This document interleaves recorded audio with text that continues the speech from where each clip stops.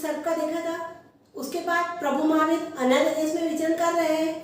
अनार्य देश यानी आदिवासी लोग जो धर्म के बारे में बिल्कुल नहीं समझते हैं, वो आदिवासी लोग प्रभु महावीर को उस अवस्था में देख करके वो लोग उनको चोर समझते थे, पत्थर मारते थे, कुत्ते पीछे पड़ते थे।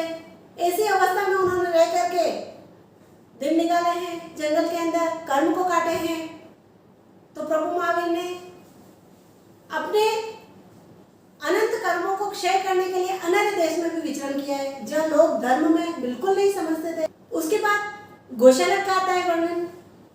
गोशालक ने तेजोलिष्या छोड़ी थी और गोशालक प्रभु महावीर का शिष्य था और उसने बहुत सारे शिष्य बनाए अपने, और अपने आप को 25वां तीर्थंकर बताता था। फिर एक टाइम बाद जब उसे पता चला और शिक्षा मिली, तब प्रायश्चित हुआ। उसने प्रायश्चित किया कि भाई प्रभु महावीर 24वें तीर्थंकर थे। फिर वो देवलोक में गया गोशालक। इतना सब होने के बाद वापस देवलोक में चर्चा चल रही थी कि प्रभु महावीर को बहुत संघर्ष आ रहे हैं इस धरती पर, फिर भी वो महावीर के रूप में विचरण कर रहे हैं धरती पर और लोगों को उद्धार कर रहे हैं। एक देवता को फिर शंका हुई, वो वापस परीक्षा लेने आया। कौन? संगम देव। संगम देव ने एक रात्रि में 20 मरणांतिक उपसर्ग दिए, मृत्यु हो जाए ऐसे उपसर्ग एक रात्रि में दिए। वो क्या क्या दिए? बिच्छू ने डंक मारे, माता पिता बनकर आकर के और उनको बताया कि हम बहुत दुखी हैं, तो भी प्रभु महावीर नहीं हिले। सुंदरिया बनकर उनके बॉडी पे नाखून लगाए, तो भी प्रभु महावीर नहीं हिले। ऐसे 20 मरणांतिक उपसर्ग एक रात्रि में दिए। ये वीडियो देखिए।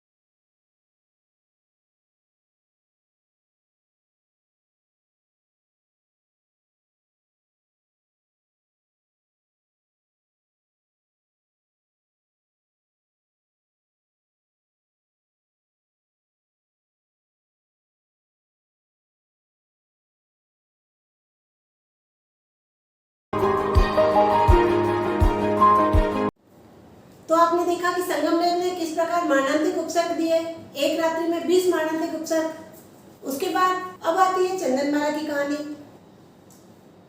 12वां वर्ष चल रहा था प्रभु महावीर के तपस्या का और चंदनमाला की कहानी आती है। चंदनमाला एक राजकुमारी थी जिसको बाजार में बेचा गया था। उनके पिताजी का राज लूट लिया था, उस वजह से उनको बाजार में बेचा गया था। और जिस सेठ ने उसको खरीदा उसकी वाइफ थी मूला सेठानी। जब सेठ जी बाहर जाते थे तब वो मूला सेठानी उसको कष्ट देती थी।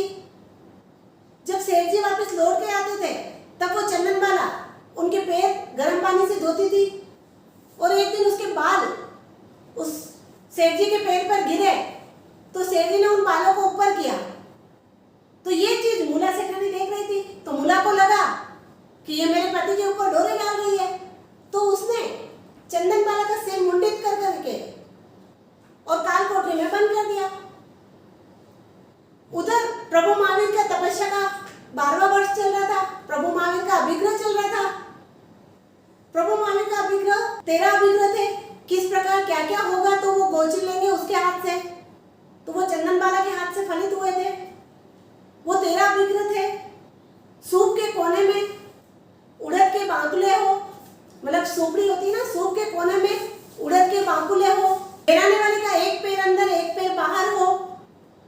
अविवाहिता हो, तीसरा प्रहर हो कि लोग खाना लेके घर लौट चुके हो भिखारी लोग, राजकन्या हो, बाजार में बिकी हुई हो, हाथों में हथकड़ी हो, पैरों में बेड़िया हो, सिर मुंडा हुआ हो, पेट पर कच्छ हो, 3 दिन की भूखी हो, आंखों में आंसू हो।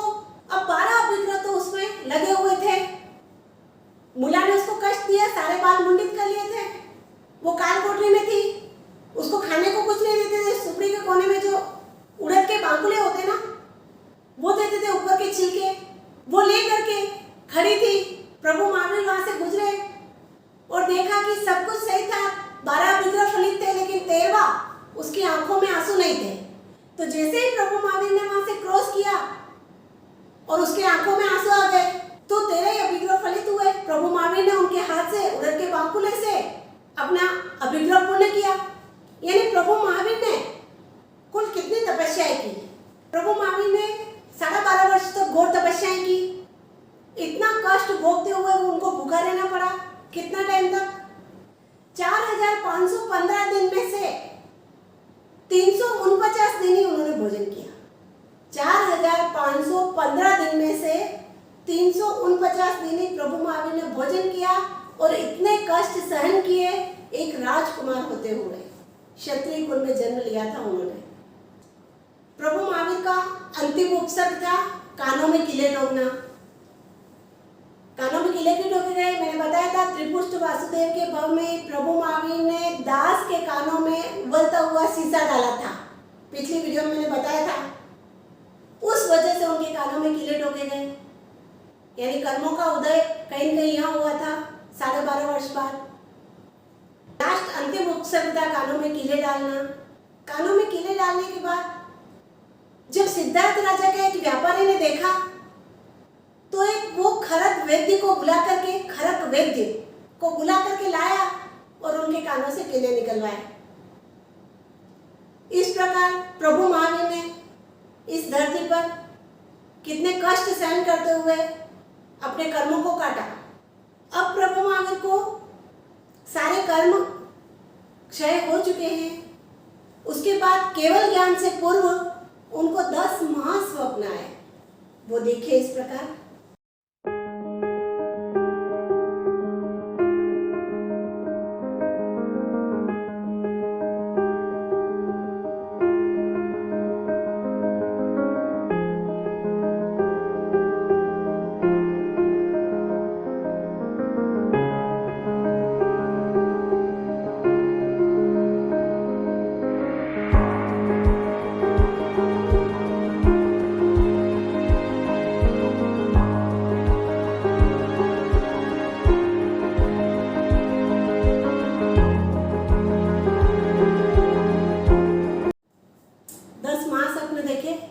उसके बाद प्रभु महावीर को साल वृक्ष के नीचे गोदूही का आसन में केवल ज्ञान की प्राप्ति हुई।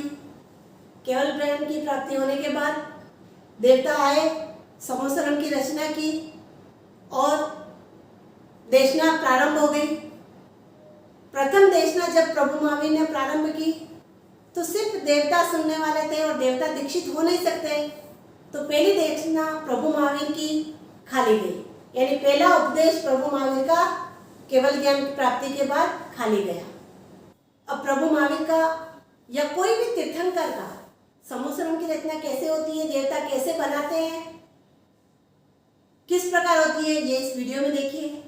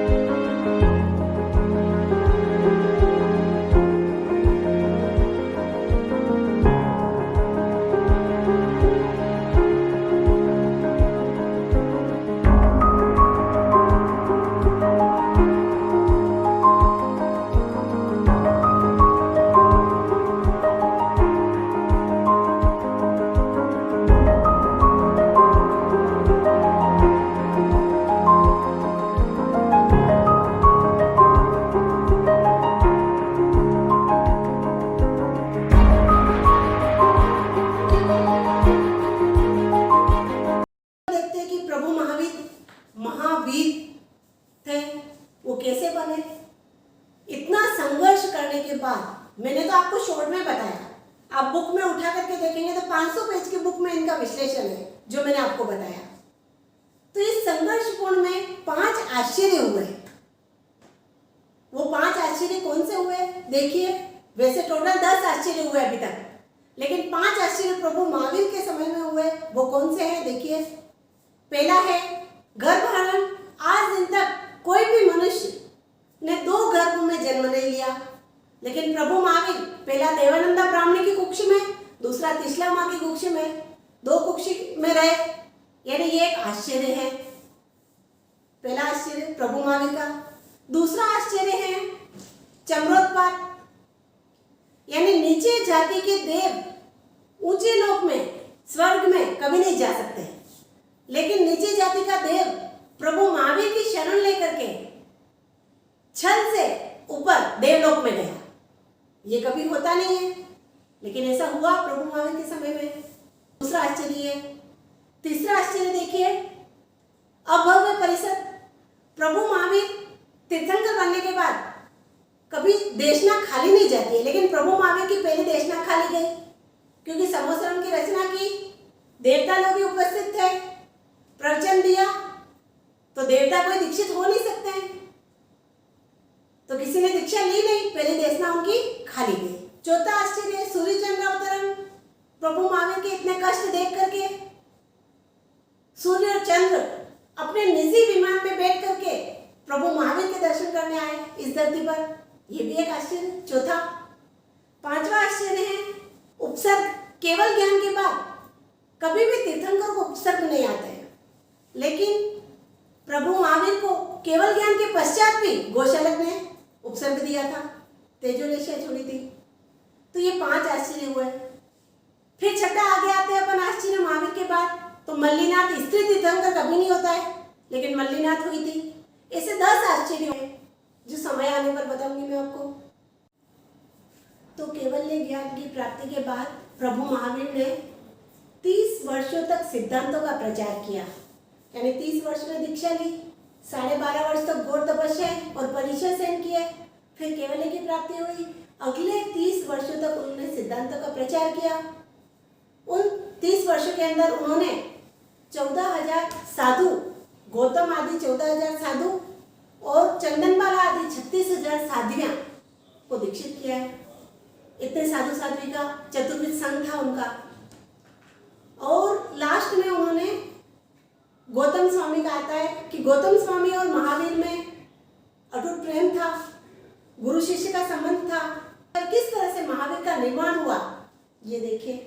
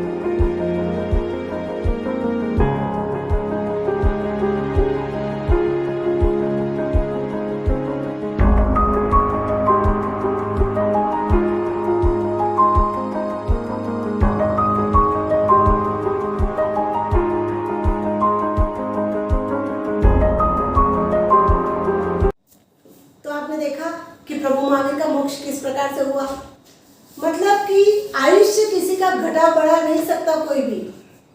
देवताओं ने बोला कि भस्माग्रह लगने वाला है, प्रभु आपके आयुष्य को आगे पीछे किया जाए, लेकिन नहीं, रत्ती भर भी आयुष्य को हम आगे पीछे नहीं कर सकते हैं। उसी समय प्रभु का जाना हुआ और धीरे धीरे धर्म कम होता गया, जैन धर्म का प्रभाव जो है दुनिया के अंदर कम होता गया, है ना।